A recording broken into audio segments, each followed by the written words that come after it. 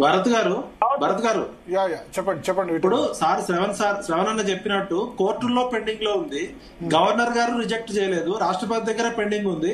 ఇంకోవైపు 3,000 కోట్ల నిధులు మురిగిపోతాయని పెడుతున్నామంటున్నారు. 15th ఫైనాన్స్ కమిషన్ అనేది మార్చి 31, 2026 వరకు ఉంది.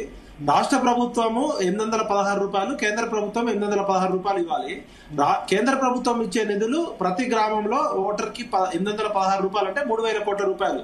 కేసీఆర్ గారు ప్రభుత్వం ఒక 5 సంవత్సరాల్లో 2 సంవత్సరాలు ఇచ్చింది. తర్వాత ఇవ్వకపోయినా కూడా రాష్ట్ర ప్రభుత్వం చేయొచ్చు. 3 లక్షల కోట్ల బడ్జెట్ లో 3,000 కోట్లు ఎంత అండి? 1% కూడా కాదు. ఇవాళ ఫ్యూచర్ సిటీ కోసము 1,00,000 కోట్లు ఖర్చు పెడతాడు. మూసీ నదిలో ప్రక్షాళన కోసం, మూసీ నది సుందరీకరణ కోసం 1,50,000 కోట్లు ఖర్చు పెడతాడు. 3,000 కోట్ల రూపాయల కోసము 2 కోట్ల మంది బీసీల గొంతుకు వస్తున్నారంటేనే ఇక్కడ అర్థమవుతుంది.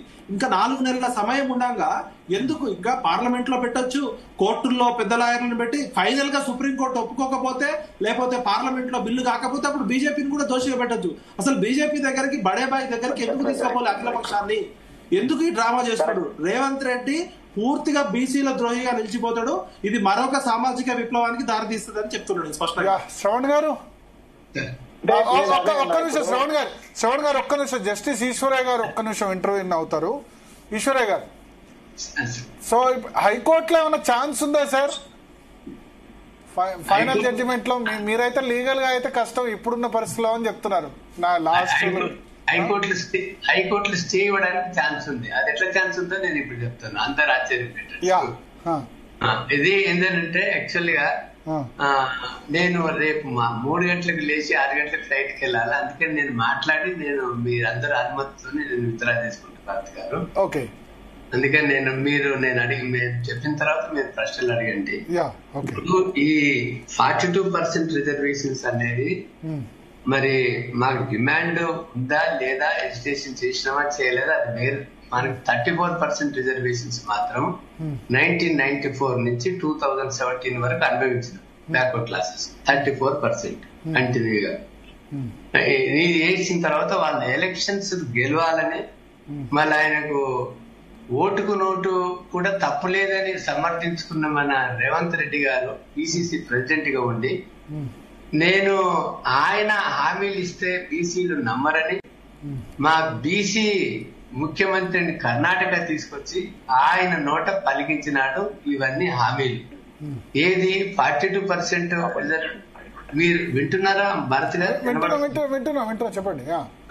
42% రిజర్వేషన్స్ ఇస్తామని సిద్ధరామయ్య గారితో పలికించి, తర్వాత బీసీ సప్లాన్ కు 20,000 కోట్లు సంవత్సరము, 5 ఏళ్లకు 1,00,000 కోట్లు ఇస్తామని, తర్వాత అవన్నీ ఎన్నో హామీలు ఇచ్చి హామీ కూడా లోకల్ బాడీ మీరు మ్యూట్ చేసుకోండి శ్రవణ్ గారు. ఎస్ సార్ చెప్పండి. లోకల్ బాడీ ఎలక్షన్స్ వస్తున్నాయి కాబట్టి, ఈ లోకల్ బాడీస్ ఎలక్షన్స్ జరుపుకోవాలి కాబట్టి దానికి ఏదైతే ముఖ్యంగా మేము కులగణన చేసి మేము ఎలక్షన్స్ కి వెళ్తామని మనకు ఎప్పుడు December 2023లో క్యాబినెట్ ఫామ్ అయింది. ముఖ్యమంత్రిగా స్వేరింగ్ చేసినారు. చేసిన తర్వాత డిసెంబర్, జనవరి, ఫిబ్రవరి నెల వరకు, ఫిబ్రవరిలో ఒక రిజల్యూషన్స్ పాస్ చేసినారు council of ministers to undertake socio economic, education, employment, political, caste survey. Both the houses approve చేసి అది ఒక రిజల్యూషన్స్ పాస్ చేసి ఫిబ్రవరిలో పాస్ చేసి మళ్ళీ అక్టోబర్ వరకు ఏం పని చేయకుండా మధ్యన ఒక మోసం చేద్దామని ఈ బీసీ లిస్టు ఆధారంగానే బీసీల గణన చేసి రిజర్వేషన్స్ ఫిక్సప్ చేద్దాము దాని ప్రకారం అనుకున్నారు. అది ఇంపార్టెంట్ అని తెలిసి బీసీ సంఘాలను ఉవ్వెత్తున ఉద్యమించినప్పుడు అప్పుడు ఏది జూన్లో చేద్దామని అనుకున్నాడు. అప్పుడు అక్టోబర్ 2024లో ప్లానింగ్ కమిషన్ ద్వారా మీరు ఎలక్షన్ ప్రామిస్ ఏమో బీసీ కమిషన్ ద్వారా ఈ సమగ్రమైన ఈ యొక్క సర్వే చేస్తామని అదివరకు జీవో ఇచ్చినారు. అది దానికి తిలోదకాలు ఇచ్చి ఇప్పుడు ప్లానింగ్ కమిషన్ కి ఇచ్చినారు.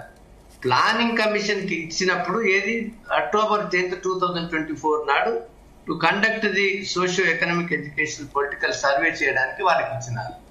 వాళ్ళకి ఇస్తే ప్లానింగ్ కమిషన్ ఫస్ట్ ఏ సర్వే చేసినా కూడా సోషియో ఎకనామిక్ కాన్సన్ట్రేట్ చేసినా లేకపోతే కాన్సన్ట్రేట్ చేసినా ఫస్ట్ హౌస్ హోల్డ్ సర్వే చేయాలి. ఎన్ని పూరి గుడిసెలు ఉన్నాయి, ఎన్ని రోడ్డు మీద వండుకుంటున్నారు, ఎన్ని పక్కా ఇళ్ళు ఉన్నాయి, ఎన్ని బంగ్లాలు ఉన్నాయి, మొత్తం రాష్ట్రంలో ఒక హౌస్ హోల్డ్ సర్వే చేసి ఎవరన్నా హౌసెస్ తప్పిపోయినాయా లేవా అది ఈశ్వరయ్య గారు కట్ అయింది. పీసీఆర్ ఈశ్వరయ్య గారు ఏంటి జూమ్